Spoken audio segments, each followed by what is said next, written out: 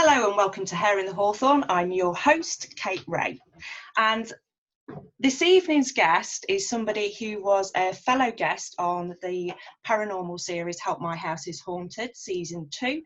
That's how we came about each other, and met up at a pagan pride festival and started chatting. And I realised very soon how knowledgeable this person was. I'm just going to read through his bio and let you know his background. It's quite extensive, it's really good. So Ashley Mortimer is my guest this evening. He's a historian, a lecturer, initiate of Wicker. He's a well-known speaker and active participant in pagan community. He's represented a number of pagan groups and organisations in public life and the media. He's an occasional writer, and he's really modest about these kind of things, and even more occasional musician. And I had the brief pleasure of watching him play, not quite fully clothed, I don't think, the last time that happened. And he says that he's got a common sense and pragmatic approach to witchcraft, the occult, paganism, and life. And this is his words, he has a pretty grown-worthy sense of what he thinks is humour. However, I beg to differ. He makes me smile, which is always good. So welcome, Ashley. How are you doing? Hello, Kate. Nice to be here. It's lovely. And that's, of all the introductions I've ever had, that's the most recent. Oh, okay. Okay, that's good. So when we're talking about, I'm just going to start with a sense of humour bit.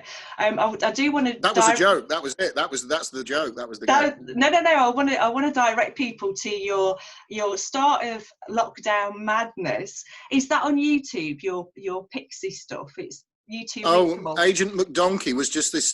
Was this comic character that I created, and I did it privately for a friend, and sent a little 20-second video, and she laughed and she said, "Oh, you should put that up on YouTube." And really, I'd just created this guy who was like me, sitting on his own in lockdown. And I thought, well, if you went really bonkers, then you could become obsessed with the idea that the Pixies were all over your house doing all these mad things. And so I created this character that just came about. Then he was sort of a drunken guy who was sitting there doing nothing in lockdown but drinking and fighting off the Pixies in his house. And I seem to have developed a very good way of warning people, you see, taking it very seriously. Was that slurring, was that slight acting or was that full acting? No, actually, at this very moment, I am intoxicated by alcohol. I know you're not. I know different. It just seemed funnier that that he with nothing else to do, that his videos he knocks things over and he's plainly sitting at home drinking and then addressing the public. So, but yeah, I was making the point about the Pixies who steal your socks in the washing machine. We all know those kind of things, that the glitches that happen in your life that you kind of want to, or traditionally and superstitiously we pin on the Fae and these other creatures of other realms. So I just thought it was kind of funny that this guy became obsessed with the evil of the Pixies, and it started with the warnings that the menace that faces our society is not COVID-19 at all. I'm referring instead, of course, to Pixies. And it just became a catchphrase, and it just made, oh, you're laughing now. It makes me laugh. You know what I was crying laughing when I was making the videos and then watching them back. And I thought, so it's good. So, yeah, so, Agent McDonkey is here if you want to bring him in on the expertise of fending ourselves off from the Pixies. I think maybe towards the end. Definitely, we'll get through some serious stuff first and then we'll bring him in. And I think very much, we'll talk about sort of Pixies in the Fae a bit later on, but very much when I've had a little tipple, one too many, I do say that, I'm very Pixie-esque in that moment. And it does feel to me, when you get a bit cheeky and you get a bit sort of a bit wayward, that's a very much a Pixie energy. So well, it adds to the comedy. It adds to the comedy because Pixie is a whimsical term. We've got all these phrases that we use for elves and goblins and all these superstitious and folklorish ideas of these names. But for some reason, Pixie just sounded funny to me because the least serious one is to call them Pixie. But, you hear people in occult circles talking about the other side and the Fae and, the beings of other realms and elementals and all kinds of words that people kind of mix up. And there is sort of specific views of what they are, but I always thought Pixies was just very whimsical. And it is. And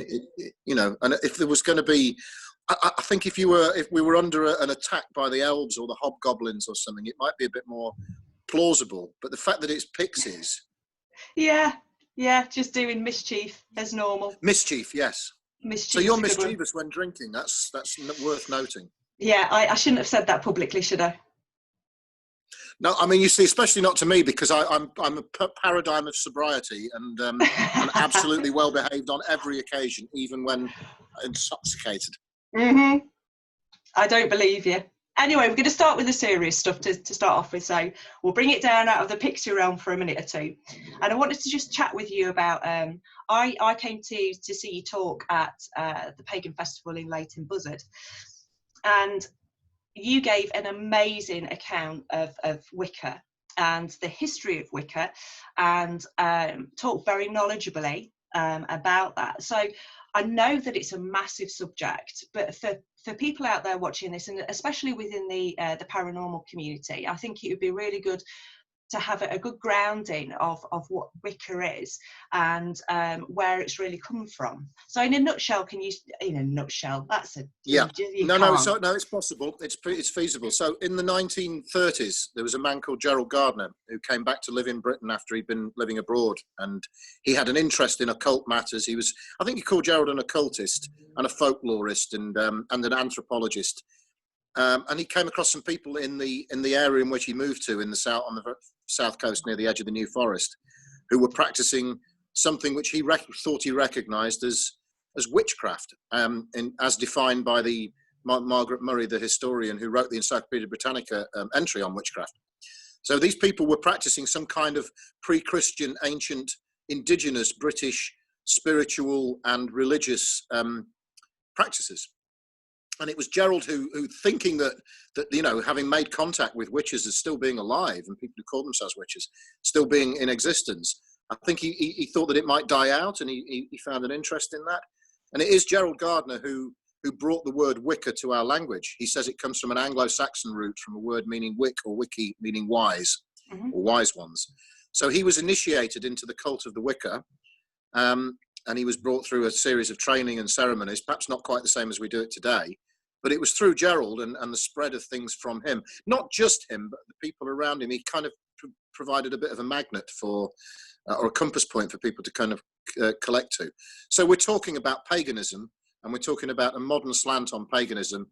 And in the case of Wicca specifically, it has a backbone, I suppose, of occultism, of hermeticism, alchemy, and those sort of the kind of occultism that people in the Victorian era were particularly interested in studying. Gerald was also a Freemason, Knights Templars, and some of that sort of what we might call formal ritual magic, high magic, and lodge magic, and that sort of brotherhoods and those sort of things. So that's really where it came from. And I mean, it's spread on.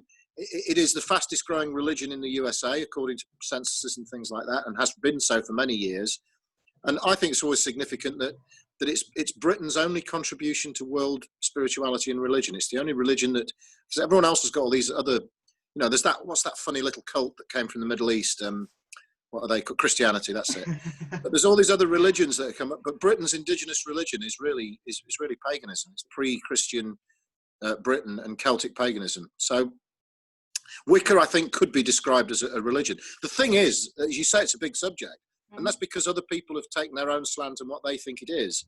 So to me, Wicca is the practices and to some extent the beliefs that I was taught and shown on the path that was similar to the Gerald's path, and that the person who brought me into the craft, the person who brought them in traces back to Gerald directly. So that's why I say I'm an initiate of the Wicca. And a high priest of the craft, which is what, of course, the TV people wanted to make a big song and dance about. I hate the title high priest. I think it sounds very pompous, and I mean, I'm not high on anything. I don't use any chemicals, and and that's all. But I mean, we are a priesthood, I suppose. The initiates of the craft are a priesthood. We do. I train taught other people and help them to find their way to the craft, and it's paganism and all the other varieties, including Wicca, are being more accepted into society. So I've spent quite a large part of my adult life doing things like representing paganism and describing it to people in the media. And, I'm actually the wet blanket, really. They bring me on and they want, magic and spells and things. I mean, I think life's magical enough without having to, get into Mickey Mouse Disneyland stuff. And the subjects that we're talking about, the interaction with conscious and sentient beings that don't have a physical form. That goes on in all religions, in all paths. I mean, and, you know, most of the people on the planet have some belief in something like that. So Definitely. religions just formalise that.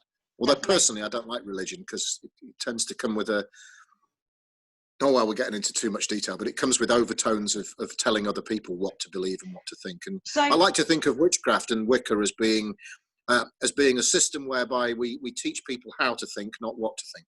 yeah, you lead them to it, don't you, as opposed to telling them how to do it. And it is personal pathways. I think with all the old religions, that's one of the nice things about it. So Wicca, it isn't recognised as a religious practice in this country, is it, on a legal level? Yes, it is. It is Yes, now. it is. Absolutely, it is. Ah. Absolutely. Paganism of all sorts is recognised. Always has been. I mean, any religion that you invent, even if you're the only practitioner of it, you're still recognised under the Human Rights Convention and the various other acts and things. But one of the big breakthroughs for paganism was it got its own tick box on the census a few years ago after some campaigning, some fairly hefty campaigning by the pagan community. Mm-hmm. So instead of just being dropped down there with other or mm-hmm. non-religious, I mean, I know everyone perhaps remembers the fun that everybody had filling out their religion as being Jedi Knights. Yes, me too. I was just about to mention that. People, but that was categorized under the broader heading of non-religious, mm-hmm. whereas paganism and witchcraft and Wicca and all the other different names, Druidry, heathenism, are now on the census forms, were then in the 2011 census anyway, were treated as religious answers. So it contributed to they were treated in the religious section. And in fact, it turned out that when you add all those together through the census, that you find that paganism, as a broader term, is now is the sixth biggest faith group in this country. Wow. And in fact, in Nottingham, according to the census, there are more pagans than there are Jews in Nottingham. That doesn't surprise me. It's a weird old county. So, you know, I mean, not that it's a kind of competition as to who's got the most followers, but I think there's an acknowledgement that there's a sector of the population that found their way to paganism in some form or other. Mm-hmm. And maybe it's the informality of those religions that appealed to people and the individuality of it that made it. I don't know. People rebel against what's the status quo, and the status quo in our society for years has been the book religions, the Abrahamic faiths, mm-hmm. and they've kind of had something of a monopoly. And I think people have just have been looking for something new and searching for a spirituality that's individual. Yeah, and in fact, that brings us back to Gerald and myself, because I think that's something that we've all found with those of us who have found our way to the craft, or the craft has found us. Mm-hmm. We do feel that we're following our own path and having our own direct relationship, a Gnostic relationship with divinity, or the divine, or the gods or goddesses, whatever you want to call them. Yeah, definitely. And so where did it start? Where did it start for you? Where were you in the broom cupboard? Did you have to come out the broom cupboard, or was it just something that people around you accepted? What age were you when you started sort of getting into occult and the craft? As the sun passed through Aquarius and the moon rose beneath the horns of the bull, I was the seventh son of the seventh son of the seventh son, born into the craft of magic with witchcraft in my blood. Mm-hmm. At least that's what I'd say if I wrote a book. If I wrote a book about it. Do you want? Well, that's the one answer. Do you want the truthful answer? Please. Yeah. So I was doing what kids do, aged about 11 or 12. The bigger kids were all listening to Black Sabbath and Deep Purple and Led Zeppelin, and they were the cool kids. And those album covers by those sort of 70s rock bands all had brilliant artwork, and their names sort of started to appear. Little symbols, things came up. There was this character called Aleister Crowley, and I saw a book about him on holiday in Cornwall when I was about 13. Didn't make any sense, couldn't understand the book, but I thought the symbology was cool. And I was the cool kid then, because at school I was the one who knew something about this mystical stuff that Black Sabbath were playing with and all the rest of it. So for me, it was kind of an artistic introduction into stuff like that, and I started reading it. And of course, and the other thing was, I did what a lot of kids do. I was rebelling against my parents by being into different kind of music, but I rebelled against the church. I was a server in the local church, and I started to feel that if God really was present in the world in any way, an immanent deity, he was probably out there in the fields and the trees and the birds, and not just sitting in a stony building on a Sunday morning. And I mean, that was just my personal view at that age, naive though it might have been. So I started to find that when I was out and about in the countryside and in nature, and I had my grandfather used to take me fishing, I felt kind of at home. If someone said to me, "Where are you closest to God?" the answer is probably by a riverbank or in the trees, and that was how I felt about my spirituality and my religion, and that's kind of where it came from. And then eventually I sort of found my way to paganism and the pagan scene and the pagan community, and thence to the craft. It's a story for a lot of people, though, isn't it? That search for divinity and the understanding, or it's kind of a hidden understanding within you that you're walking through the woods, and they are the most magical places. And so you connect that search for divinity in those places that do create magic for you. It's that general theme amongst pagans, Wiccans, Druids, etc. That is their church. The natural places and wild places is definitely their church, and that goes kind of hand in hand with witchcraft. Has a long association of working with other entities that possibly dwell in these places, that tend to be not spirits of the dead passed over, although witches do work in that realm as well. They do call down the spirits of the dead. But there is a long history and lots of medieval, especially references to witches calling on demons, for instance, into helping them. And within alchemy, we have this alchemy connection to the elementals, and alchemists calling elementals in to help them with the work. Where in Wiccan, specifically, do those kind of energies sit? Is it something that is quite prevalent within the practice, or is it something that's kind of not really worked with? I mean, where does that sit? Well, you see, Wicker is because of Gardner, really. Wicca's it's a condensation of and it's a marrying together of these two great principles. The first being, and I like to think of it like the backbone of it, is this occultism. Mm-hmm. And Victorian occultists, they were full of manuals and grimoires listing out the names of demons, demonic names, barbarous names, these sort of hierarchies of these creatures, of angels and all these other things that they wanted to categorize these lists. And there's that sort of formal kind of intellectualized approach to how magic works and how our world around us works, which I guess sort of pre-industrial revolution went hand in hand with science. Mm-hmm. The occult, they do call them the occult sciences. Mm-hmm.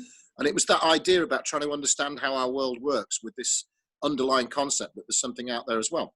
And what Wicca's done is married that with this.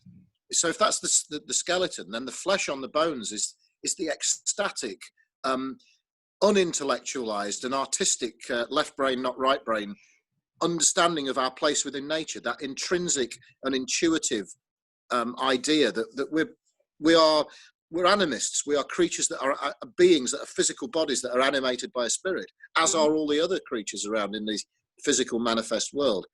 And I mean, it's without getting into too much depth, Wicca for me brought those two ideas together, and so those practices are, both of them are intrinsic and endemic to it. And if you look at it, the most basic polarized occult or spiritual notions of yin and yang, of day and night, sun and moon, god and goddess, the idea of these force and form, the form that's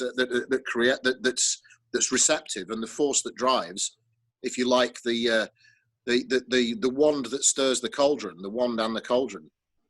These two apparently opposite types of forces come together, and Wicca itself is the embodiment of that, the intellectual, active, I'm going to say the word masculine, although I don't just mean men, or that it's not gender-based. Yeah. That active force, as opposed to the intuitive, feminine, receptive force embodied by the moon. So it's no surprise to find that Wicca, like many other ancient, much more ancient pagan religions, personifies those concepts and those things as a god and a goddess. Mm-hmm. The goddess of the moon and the god of the sun.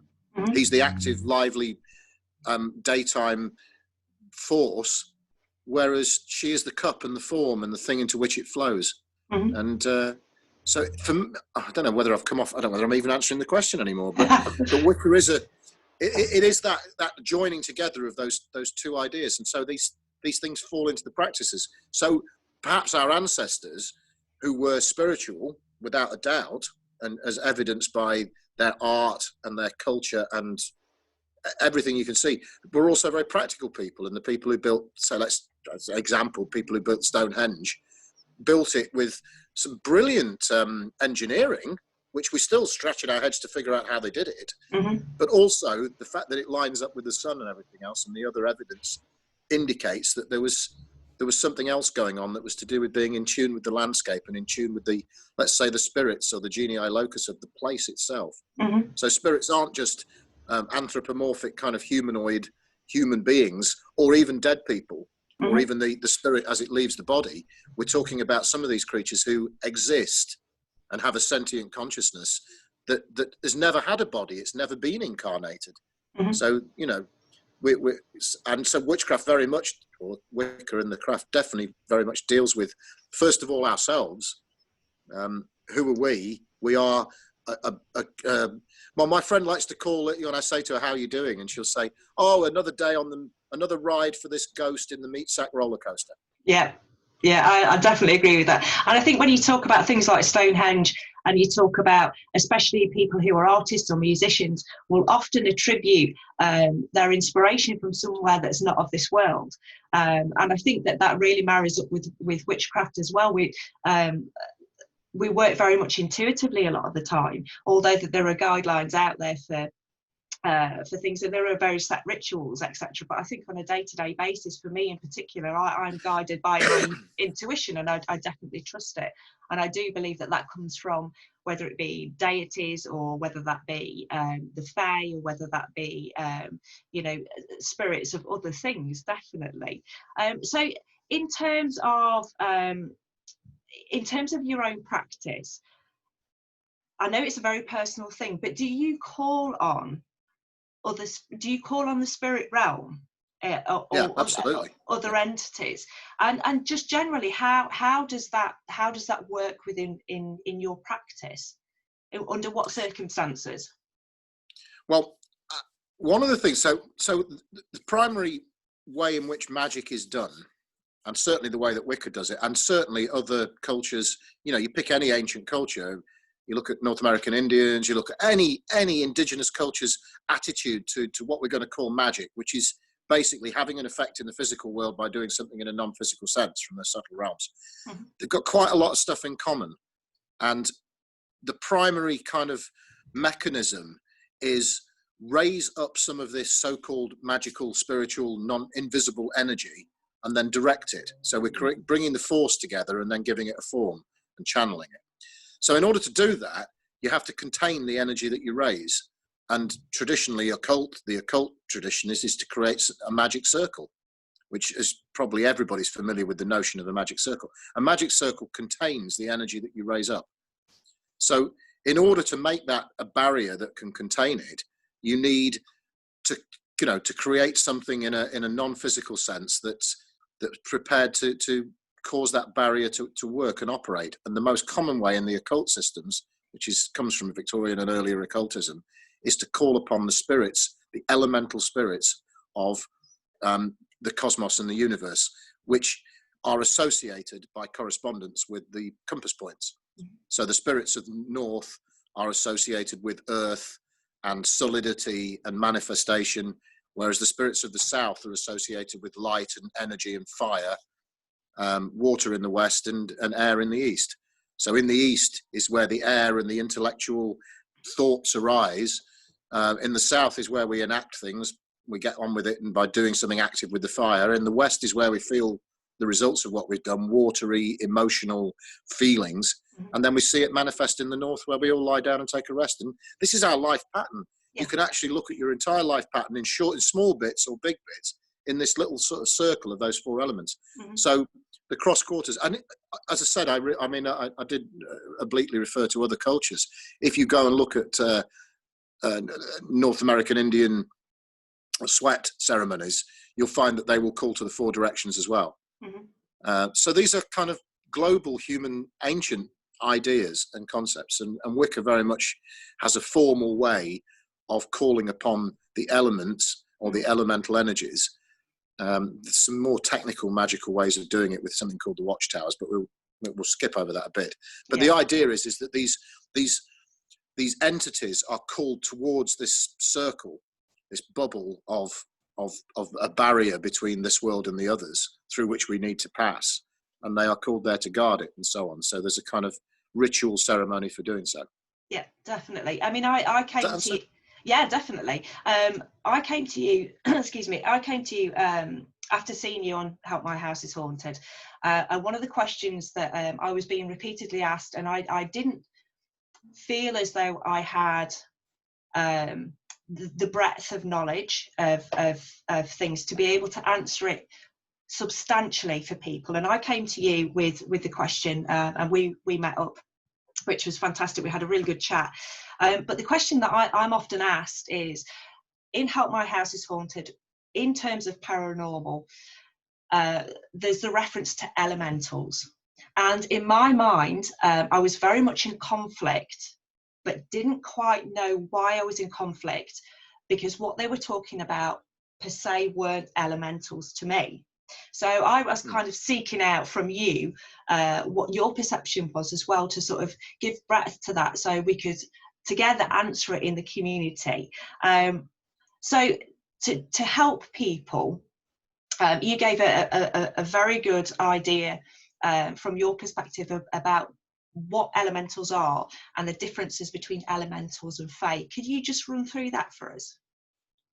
Okay, so if you want to take the occult description of that, the intellectualized thing that comes from that basis, you would say that an elemental or an elemental being is a natural energy which has sentience, maybe even consciousness, but in its interactions with us tends not to have too much personality or psychology or psyche. They tend to be, if you want to say this, and I don't mean this to be hierarchical, but a lower order of being, something more raw and elemental. So these are beings that can be directed or attracted or conversed with in a non-intellectualized way. They are very much energies of an ecstatic nature, of an intuitive nature. They're flowing and they're very natural and forces. I mean, it's not unusual for a pagan to go and talk to a tree or talk to a river or a spirit of a river. But then you get up to these orders of beings like ourselves. Clearly,